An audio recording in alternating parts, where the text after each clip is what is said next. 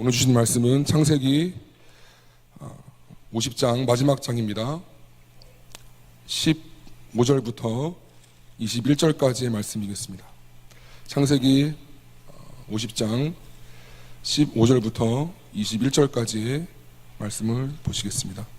구약 80년에 있습니다.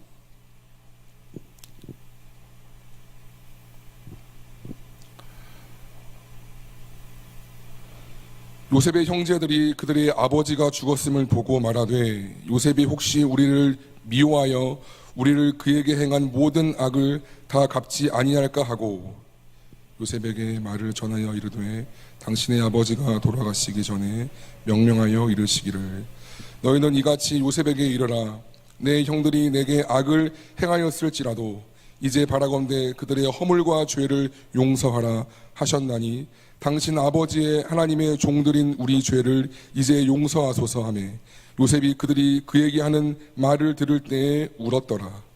그의 형들이 또 친히 와서 요셉의 앞에 엎드려 이르되 우리는 당신의 종들이니이다. 요셉이 그들에게 이르되 두려워하지 마소서 내가 하나님을 대신하리이까. 당신들은 나를 해하려 하였으나 하나님은 그것을 선으로 바꾸사 오늘과 같이 생명을 구원하게 하시게 하려 하셨나니 합독하십니다. 당신들은 두려워하지 마소서 내가 당신들과 당신들의 자녀를 기르리이다 하고 그들을 간곡한 말로 위로하였더라. 아멘. 네, 힘들지만 기대하라. 힘들지만 기대라는 제목으로 주의 말씀 증거하겠습니다. 또 이렇게 밑에서 하니까 지난주에 이어서 조금은 아직도 제가 잘 적응이 안 되는 것이 있습니다. 우리 한번 이렇게 인사해 보지요. 한 주간 잘 지내셨습니까? 네, 우리 양옆을 보시면서 한 주간 잘 지내셨습니까? 서로 보시면서 인사를 했으면 좋겠습니다. 네.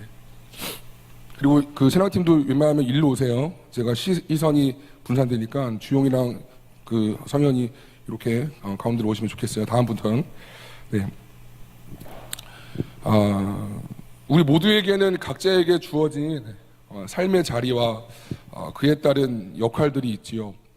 그리고 그 생의 자리에서 살아가고 또 살아남기 위하여서 나름의 목표와 기준을 가지고 애를 쓰고 수고합니다. 애를 쓰고 땀을 흘리고 수고해야만 그렇게 해야만 우리가 살아갈 수가 있기 때문에 인생이라면 누구나 이렇게 땀을 흘립니다. 창세기 3장 17절에서 19절 이렇게 말씀합니다. 내가 내 아내의 말을 듣고 내가 내게 먹지 말라 한 나무의 열매를 먹었은즉 땅은 너로 말미암아 저주를 받고 너는 내 평생에 수고하여야 그 소산을 먹으리라. 땅이 내게 가시덤불과 엉겅퀴를 낼 것이라.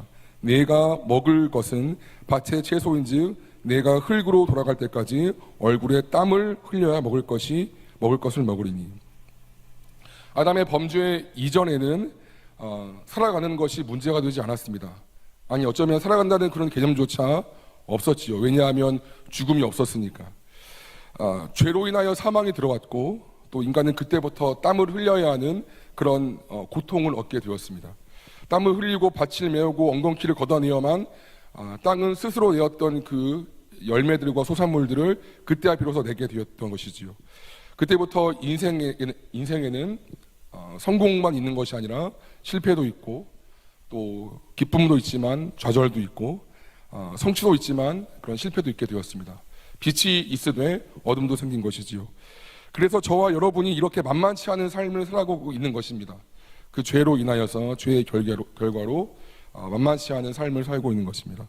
그것이 학업이든 또 여러분들의 취업이든 아니면 뭐 깨어진 가정이든 우리 사회의 구조적 모순이든 아니면 코로나 같은 불가항력적 재난이든 간에 우리는 참 만만치 않은 삶을 살아가기 위해서 애쓴다는 것입니다. 근데요, 그 우리뿐만 아니라 성경 속 그들도 만만치 않은 삶을 살았더군요.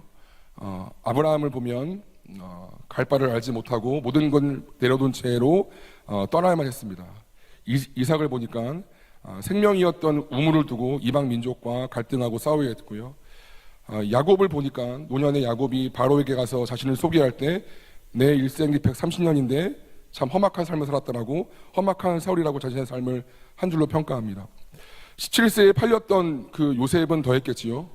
가진 고생 했죠. 제가 뭐지 따로 설명하지 않더라도 우리가 봤던 것처럼. 그렇게 참 성경 속 그들도 우리 못지않게 우리보다 더 이상으로 가진 고생을 했다는 것입니다. 동서고금의 그런 미래와 현재를 막론하고 인생에는 고통이 따른다는 것입니다. 그들이나 우리나 그리고 그때나 지금이나 우리의 미래의 후손들도 다 고통을 겪습니다. 그리고 이와 같은 고통은 이 세상 정말 그 마지막 종말론적 심판과 구원이 있기 전까지는 끝나지 않습니다. 요한계시록 21장 4절의 말씀을 제가 읽겠습니다.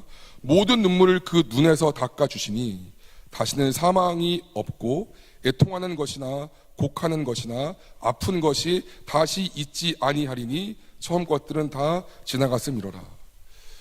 마지막 종말 때 구원이 되면 새하늘과 새 땅이 임할 것이고 우리 눈에 있는 모든 눈물과 아픔과 모든 상처와 모든 이런 반면의 수고로움들이 다 벗겨질 것이라. 왜냐하면 이전 것은 다 지나갔으니까. 그때가 되면 완전한 구원이 된다는 것입니다. 2000년 전에 예수 그리스도의 십자가로 인하여서 하나님의 정부, 하나님의 나라는 이미 시작이 되었습니다. 올리디, 이미 시작이 되었다는 것입니다. 그래서 예수님의 첫 생애 공생의 설교는 회개하라 천국이 가까웠느니라 였죠. 천국이 무엇입니까? 킹덤 오브 갓, 하나님의 나라입니다. 아직 종말이 안 왔는데 예수님 말씀하시는 거예요. 회개하라 하나님 나라 가까이 왔느니라. 이미 예수 그리스도의 오심과 그분의 분을 믿음으로 말미암아 하나님 나라가 이미 시작이 되었습니다. 한편 제가 아까 드린 말씀처럼 아직 완전한 하나님 나라의 구속, 완전한 벗겨짐은 아직인 거지요. 우리는 그 이미와 아직 사이에 살고 있는 사람들이라는 것입니다. 이미 오신 우리의 마음 가운데 있잖아요. 주님의 성령의 법이 우리 가운데 있으니까 하나님 나라가 우리 가운데 있는 거잖아요. 그런데 아직은 아닌 거잖아요. 그 이미와 아직 사이에 우리가 갇혀 있다는 것입니다. 거기서 우리는 살아가는 것이고, 그래서 고통을 불가피하게 내가 의도했던 나의 실수건 불가항적이시던 학력적인 것이던 그 고통이 우리 가운데 온다는 것입니다. 그러면 어떻게 할까요? 고통을 부인할 수 있을까요? 나의 의도치 않은 고통을 내가 부인해버리고 도피해볼 수 있을까요?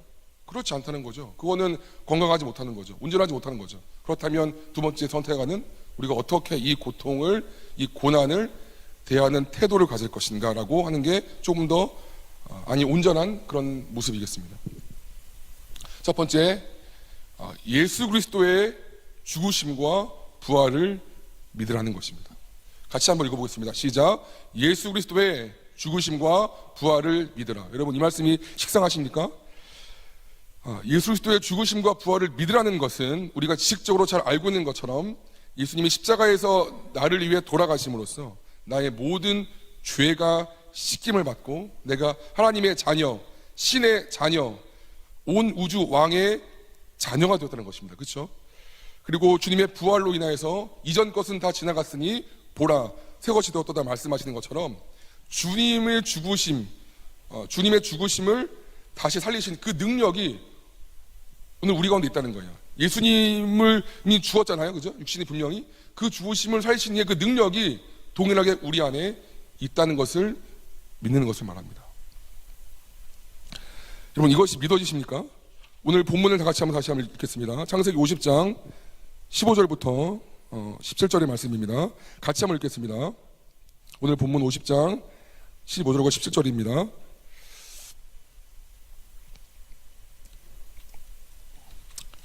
시작. 요셉의 형제들이 그들의 아버지가 죽었음을 보고 말하되 요셉이 혹시 우리를 미워하여 우리가 그에게 행한 모든 악을 다 갚지나 아니할까 하고 요셉에게 말을 전하여 이르되 당신의 아버지가 돌아가시기 전에 명령하여 이르시기를 너희는 이같이 요셉에게 이르라.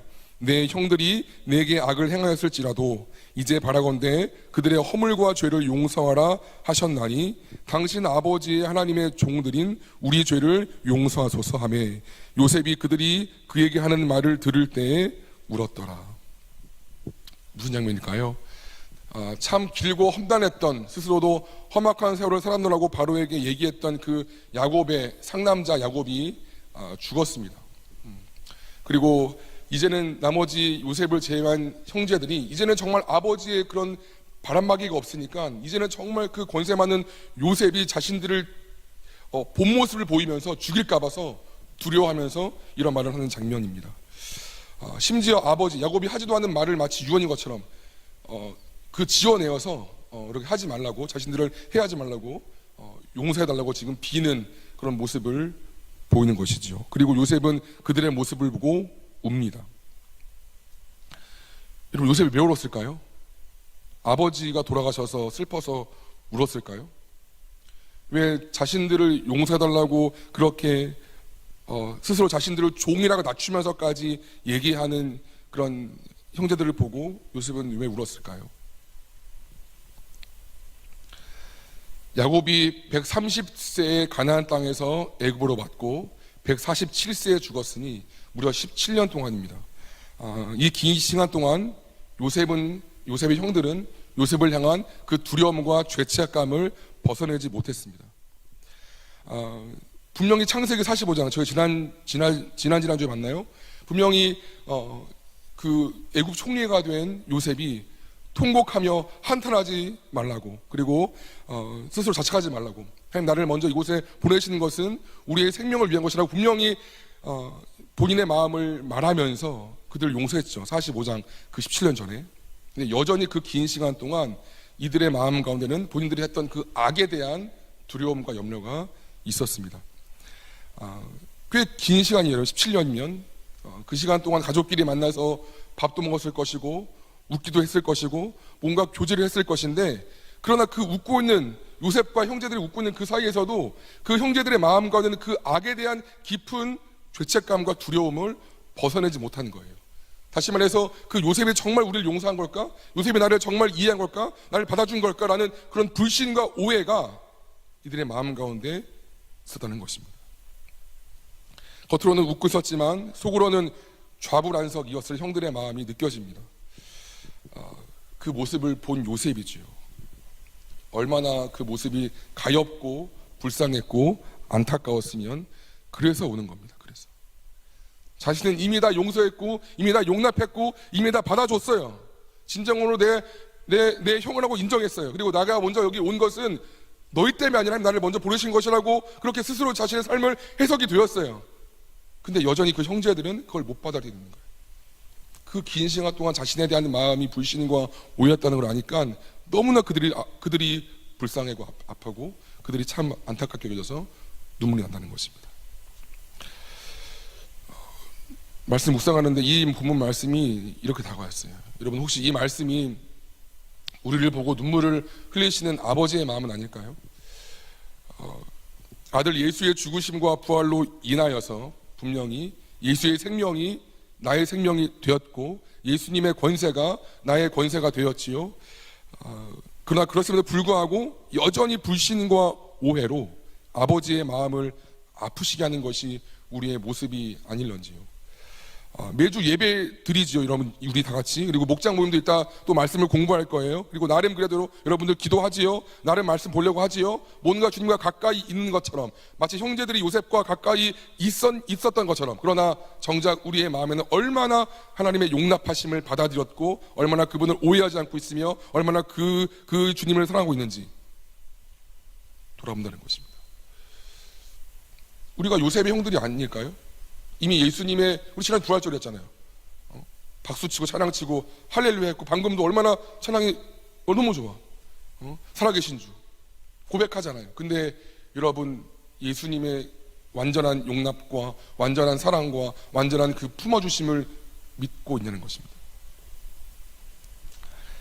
요셉의 형제들이 요셉을 그렇게 믿지 못했기 때문에 아마 제대로 된 형제 간의 교제나 내가 웃는 게 아닌 것처럼 어떤 그런 마음과 마음 연결됨은 없었을 거예요.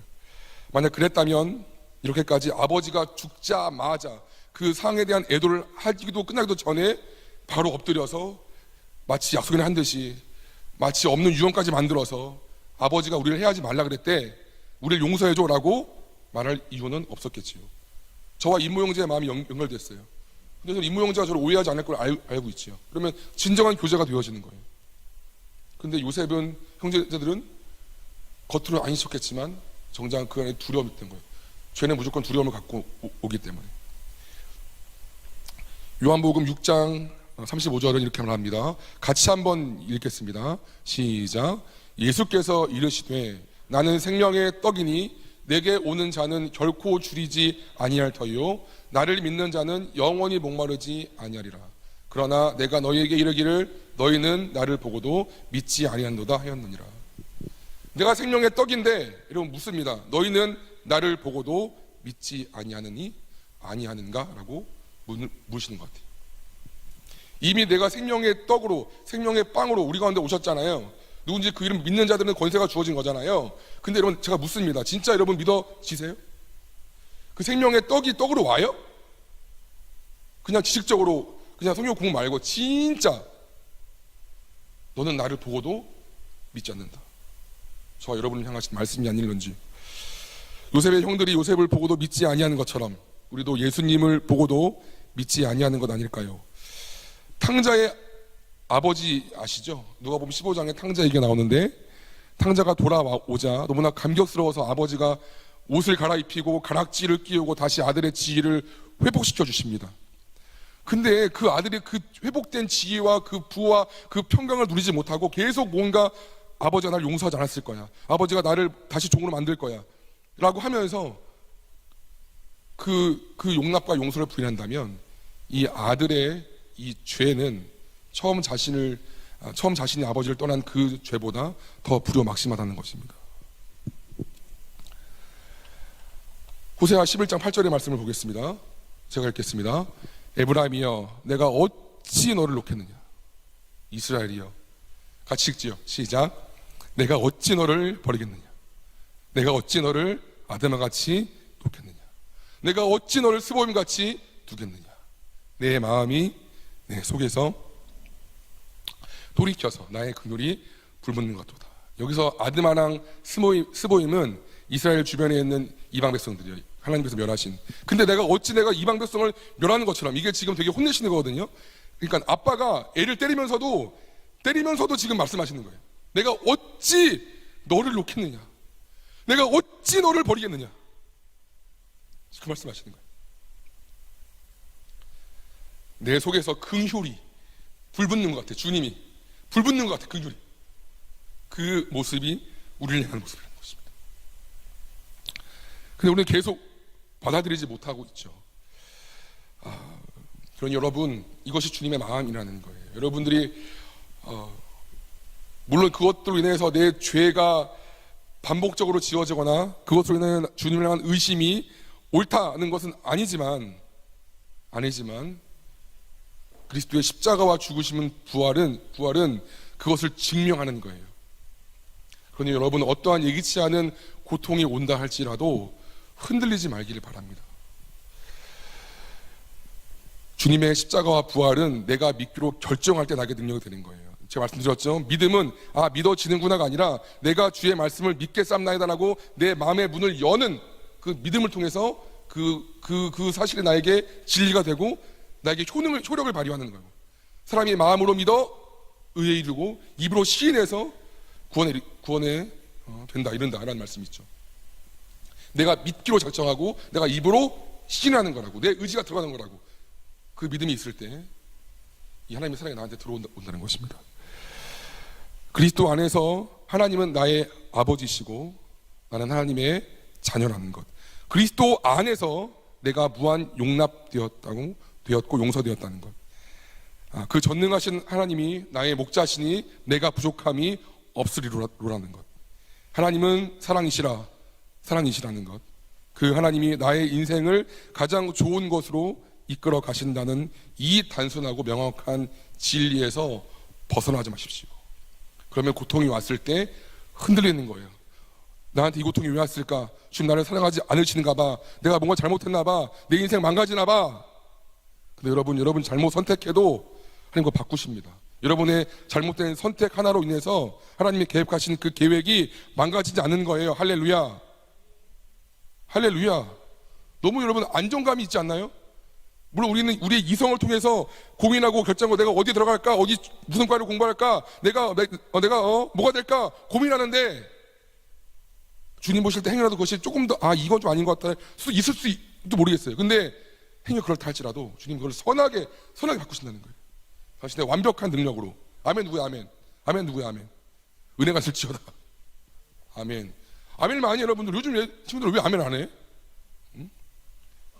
네. 옛날 제 부흥회 때 저 어릴 때 부흥회 때 부흥사님들이 했던 것 같습니다. 네. 여러분 이게 기반인 거예요. 기본인 거예요. 내 마음의 보호막인 거예요. 전 늘 말씀드리지만 제가 지금 예기치 못한 어떤 사건이나 사고로 이 목회를 그만두고 전혀 생각지 않던 다른 길을 간다 할지라도 괜찮아요. 물론 저는 이 잡을 좋아하고 이 부르심을 믿지만 하나님께서 또 다른 것으로 저를 끌어가신다면 그것도 아멘인 거예요. 그럼 여러분들이 기대치 않던 생각지 못했던 삶의 조근조근한 것부터 큰 고통까지 이른다 할지라도 이 기본적인 범주에서 절대로 벗어나지 말기를 축원합니다. 두 번째, 다 같이 읽겠습니다. 시작. 능히 악을 선으로 바꾸실 수 있는 분이심을 믿으라. 능히 악을 선으로 바꾸실 수 있는 분이심을 믿으라. 말씀 보시겠습니다. 본문 20절과 21절의 말씀을 보시겠습니다. 20절과 21절의 말씀을 보시겠습니다. 같이 한번 읽겠습니다. 시작. 당신들은 나를 해하려 하였으나 하나님은 그것을 선으로 바꾸사 오늘과 같이 많은 백성의 생명을 구원하게 하시려 하셨나니 당신들은 두려워하지 마소서. 내가 당신들과 당신들의 자녀를 기르리이다 하고 그들이 간곡한 말로 위로하였더라. 악을 선으로 바꿨다라고 제가 명제를 썼지만 사실 이 말씀은 틀린 말씀입니다. 우리는 요셉의 형들이 요셉을 해하려고 했던 행동을 두고서 하나님이 악을 선으로 바꾸었다 또는 결국 결론적으로 일이 잘 되었으니까 뭐 나쁘지 않았다라고 하면 안 되는 것입니다. 악은 악입니다. 분명히 요셉을 해하려고 했던 그 형제들의 잘못은 잘못이고 악은 선으로 바꿀 수가 없는 거예요. 그럼 무슨 말이냐? 무슨 말입니까? 하나님은 악 자체를 선으로 바꾸신 것이 아닙니다. 정확히 얘기하면 세상의 악까지도 취하셔서 세상의 악까지도 사용하셔서 그 악을 바꾼 것이 아니라 그 악을 그대로 취하셔서 당신의 선하신 뜻을 위하여 사용하신다는 거예요. 다시 여러분, 누가 살인하고 죽고 아프고 미워하고 슬프고 다 악이잖아요. 아픔이잖아요. 근데 이게 바뀌지 않는다고. 그냥 그건 아픈 거 맞다고, 죄 맞다고. 근데 하나님이 그거를 바꾸는 게 아니라 그 자체를 들어서 그냥 사용하셔서 가장 우리한테 좋은 것으로 바꾸신다는 거예요. 할렐루야, 할렐루야. 왜요? 하나님 자신의 주권과 자신의 선하심을 온 창조물에게 나타내시기 위해서 그랬습니다. 다시요, 우리는 우리한테 아픔이 오지 않았으면 좋겠고 우리 가운데 어려움이 않았으면 좋겠고 그런 여러 가지 마음이 있지만 하나님 그것을 허락하시는 건 하나님이 하신 게 아니에요. 그냥 허락하시는 거예요. 내가 하나님이 악을 창조한 게 아니에요. 그 악을 그냥 냅둔 거라고, 허락하시는 거라고. 근데 그 악을 다 취하셔서 더 놀랍도록 주님의 영광이 되게 하신다는 것입니다. 사단이 아무리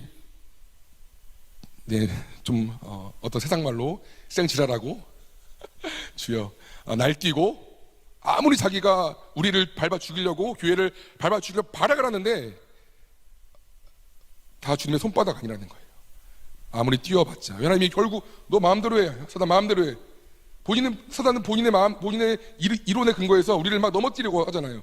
막 발악을 한다고. 근데 하나님은 네가 뭘 하든 난 널 그걸 써서 주님의 뜻을 우리 가운데 이루신다는 것입니다. 이 같은 일에 대해 성경은 이같이 말합니다. 다 같이 읽겠습니다. 로마서 8장 28절의 말씀을 읽습니다.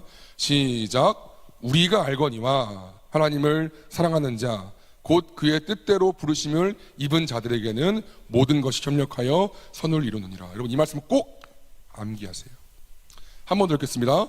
우리가 알거니와 하나님을 사랑하는 자 곧 그의 뜻대로 부르심을 입은 저와 여러분들에게는 모든 것이 협력하여 선을 이루느니라. 아멘. 아멘. 여러분, 분명 이 뒷말이 중요해요. 모든 것이 협력한다 그랬어요.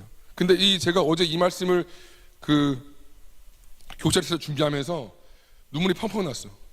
왜냐면 제가 집중하지 못했던 것이었거든요. 이 모든 것이라는 건. 근데 이 모든 것을 보게 하시는 거야. 이 말씀 제가 수백 번 봤는데, 이 모든 것에는 우리의 잘난 스펙, 우리의 건강한 가정, 또는 우리의 어떤 경험도 물론 들어가 있지요.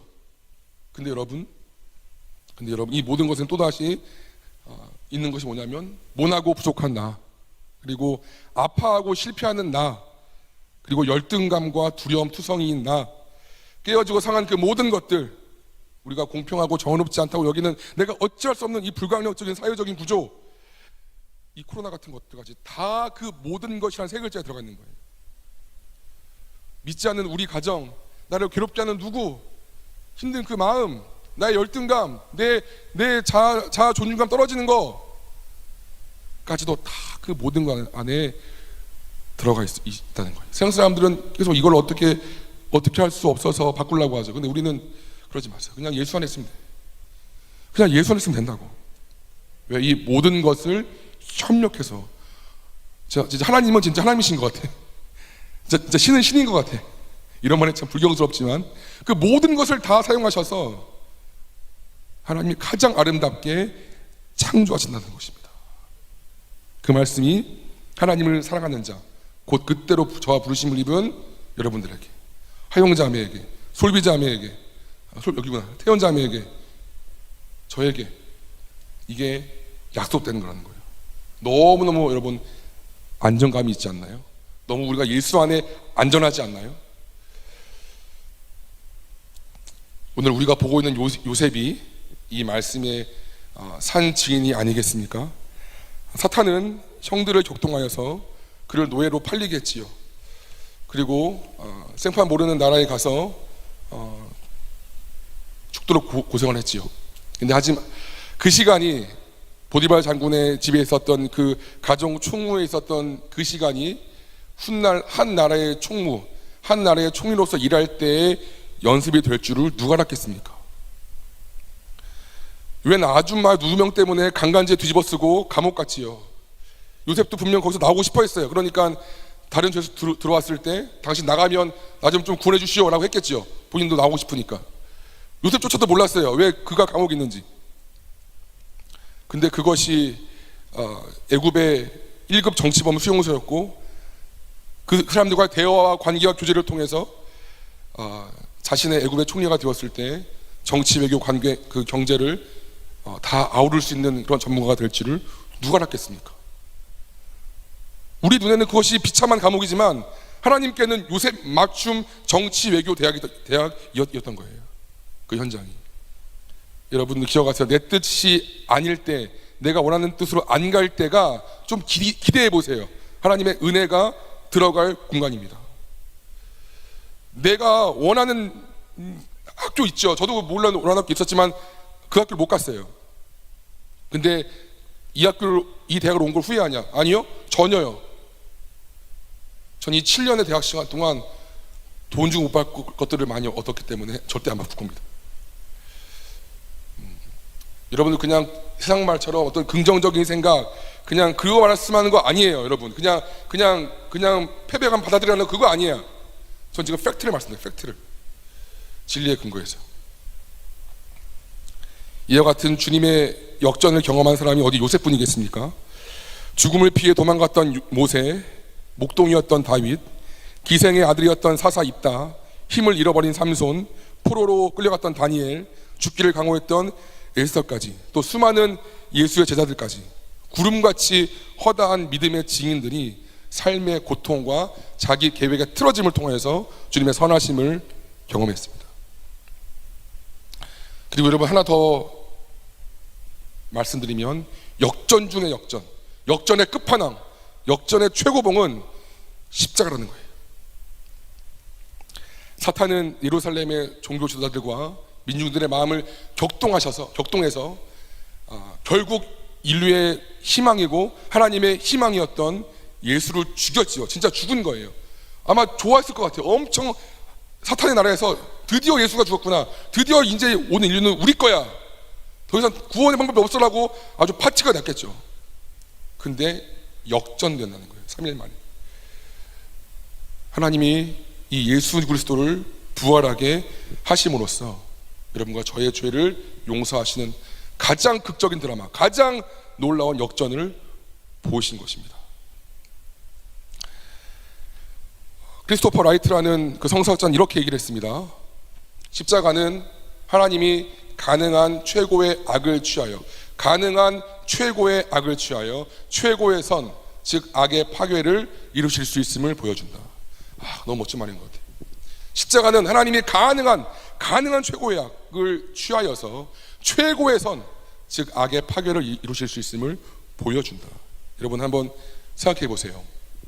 그쵸, 맞습니다. 악 중에 최고의 악은 뭐예요?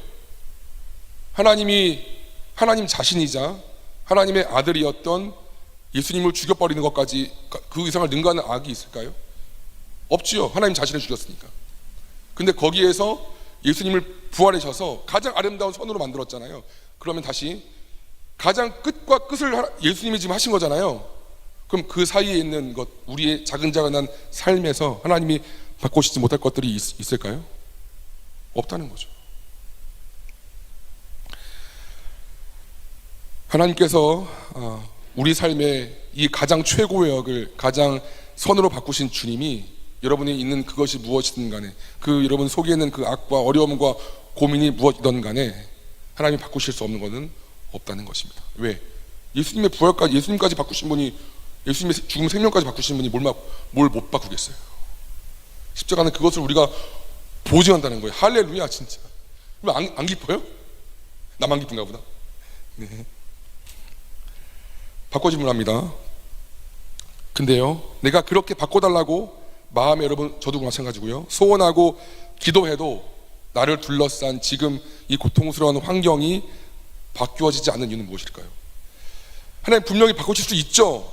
당연 능력이 있죠. 근데 우리가 그렇게 소원하고 기도해도 바뀌지 않는 것 같아 보이는 우리의 삶의 환경과 내 자아는 왜 그럴까요? 하나님 능력이 없는 건 아닌 거잖아요. 우리가 방금 이 말씀의 논리대로 따르면 우리는 하나님이 아니기 때문에 나 그리고 세상에서 일어나는 모든 고통과 무관심과 악에 대하여 명쾌하게 대답할 수는 없지만, 그래도 신자가 반드시 기억해야 할 것은 이 모든 것이, 우리가 정확히 답은 할 수 없지만 이 모든 것이 주님의 주권 아래에 있으며 주님의 선하신 뜻을 이루는 도구가 된다는 것을 기억해야 한다는 것입니다. 저는 세월호 사건이 왜 일어난지 모르겠어요. 여전히 그 수백 명의 아이들이 왜 죽어야 되는지 모르겠어요. 하나님의 뜻이었어 라고 말할 수 없지요. 그걸 누가 답변합니까? 어떤 신학자가 와서 그걸 답변합니까? 어떤 목사가 와서 그걸 답변합니까? 명확하게 어떤 정치학자가 와서 그걸 답변합니까? 못하죠. 근데 그걸 우리가 이해하지 못한다고 해서 하나님은 죽으셨나 봐, 하나님은 우리를 사랑하지 않으시나 봐, 하나님은 떠나셨나 봐 라고 말할 수 없다라는 것입니다. 미국 남부전쟁 때 어느 무명병사의 기도를 나누고 싶습니다. 주님, 저는 출세를 위해 힘을 구했으나 당신은 순종을 배우도록 연약함을 주셨습니다. 주님, 저는 큰 일을 하고자 건강을 원했으나 당신은 그보다 선한 일을 하도록 병고를 주셨습니다. 저는 행복을 위해 부귀를 청했으나 당신은 지혜로운 자가 되도록 가난을 주셨습니다. 저는 만민으로부터 존경받는 자가 되려 명예를 구했으나 당신은 저를 낮아지게 하시어 당신만을 바라보게 하셨습니다. 주님, 저는 삶의 즐거움을 위해 모든 것을 소유하고자 했으나 당신은 모든 사람에게 즐거움을 주는 삶으로 인도해 주셨습니다. 주님, 비록 제가 당신께 기도한 것을 받지는 못했으나 당신이 저에게 바라시는 모든 것을 주셨으니 감사드립니다. 이게 어느 그 남북전쟁 때 발견했던 어느 무명병사의 그 시라고 합니다. 그렇습니다. 우린 때때로 원하지 않는 바람을 멈춰달라고 기도하지만 주님은 바람을 멈추는 대신에 풍차 만드는 법을 알려주십니다. 우리는 원하지 않는 파도를 맞을 때 그 파도를 멈춰달라고 기도하지만 하나님은 주님은 그 파도를 탈 수 있는 그런 사공이 될 수 있는 훈련을 시키십니다. 종이는 접혀질 때 아픔을 느끼지요. 그러나 접혀진 종이가 비행기가 되어서 날 수 있습니다. 위대한 하나님은 우리를 둘러싼 모든 것을 사용하셔서 우리 삶을 접기도 하시고 피시기도 하시고 그렇게 이끌어 가시면서 우리가 예수님을 닮아가도록 빚어 가신다는 것입니다. 여러분, 제일 편한 건 뭐예요? 아무것도 하지 않으면 돼요. 그냥 죽으면 돼. 그게 제일 편한 거 아니에요? 내가 뭔가 고통이 있고 아픈다는 건 내가 지금 살았다는 증거예요. 저 설교에 대한 압박이 있죠. 목요일 금요일 때 어떻게 되지? 제일 편한 건 설교를 하지 않으면 돼요. 그냥 하지 않으면 되는 거예요. 근데 그건 아닌 거잖아요. 그럼 어떻게 하죠? 구해야 되는 거지. 그럼 어떻게 설교를 오늘도 주님 말씀대로 할 수 있을까요? 그런 고통을 내가 취하는 거지. 되게 간단한 거 두 가지 말씀드렸어요. 근데 이거 정말 너무너무 중요한 거예요. 고통은 우리가 어떻게 할 수가 없어요. 왜 이 고통이 왔어요? 여러분, 철회기도해도 하나님 응답하지 않으세요. 하나님, 왜 저한테 이런 일이 생겼어요? 왜 굳이 저예요? 왜 저한테 암이 생겼어요? 왜 전 거예요? 100번 기도해도 하나님 말씀하지 않으신다고. 그럼 바꿔야죠. 그럼 제가 어떻게 이 암 말기에서 이 시간을 보내야 할까요? 하나님, 이 시간을 저에게 어떻게 하라고, 제가 뭐를 하라고 지금 이 시간을 허락하시는 걸까요? 그리고 하나님은 사랑이시라는 거, 제가 계속 강조하지만 주님의 완전하신 주권과 가장 최고의 악인 예수를 죽인 것까지 바꾸시는 그 주님이 지금 모르겠어요. 여러분들이 어떤 직장이 있고 어떤 학업을 하고 있고 불투명하죠. 저도 그랬어요. 20대 때 불투명하잖아요. 아직 뭐 정해진 게 없는 거니까 두렵죠. 불안하죠. 보이는 게 없으니까. 하지만 여러분들, 내가 다 이해하지 못한다고 하여서 내가 다 이길 수 없는 것은 아닙니다. 다시요, 내가 다 이해하지 못한다고 해서 내가 다 그것을 뛰어넘지 못하거나 이길 수 없다는 것은 아닌 것임을 반드시 명심하세요. 진리를 알지니 진리가 너희를 자유케 하리라. 뭐가 진리예요? 제가 말씀드린 게 진리예요. 두 가지가. 세상에 많은 어떤 인문서적, 자기 경제 개발서, 물론 그 내용들이 성경과 비슷한 것도 있죠. 어느 부분에선. 하지만 성경을 보세요. 성경을 믿으시라고. 뻔한 말씀인데 그 뻔한 말씀 우리 안 믿잖아. 맨날 그 말씀 안 믿으니까 진리대로 안 사니까 지지고 볶고 하는 것이 우리의 삶이라는 것입니다. 말씀을 정리하겠습니다. 하나님 나라의 임의와 아직 사이에 있는 우리는 나로부터 빚어진 것이든 아니든 간에 많은 고통을 겪습니다. 이때 우리가 갖추어야 할 자세는 주님의 죽으심과 부활로 인해 하나님이 나의 아버지가 되었다는 것과 나는 그분의 자녀가 되었다는 것을 믿는 이 진리입니다. 또한 악까지 사용하셔서 선을 이루어 가시는 주님의 주권과 그 참 놀라운 신묘막직함이라는 것입니다. 여러분, 이 말씀을 기억하세요. 여러분들은 안전합니다. 여러분, 안전하다는 거예요. 내 마음을 예수님께 믿음을 두고 있으면 내 꼬라지와 내 모양이 참, 내가 봐도 내가 참 별로인 것 같은데 주님은 그렇지 않다는 거예요. 그렇지 않다는 거예요. 너무너무 귀하다는 거예요. 이 진리가 우리 안에 임하기를 소원합니다. 네, 한 주간 묵상 하시면서 이 내용이 이 말씀이 우리는 들어올 수 있도록 기도하세요. 그럼 웬만한 어려움과 웬만한 고통에는 여러분들이 흔들리지 않을 것입니다. 아멘. 네.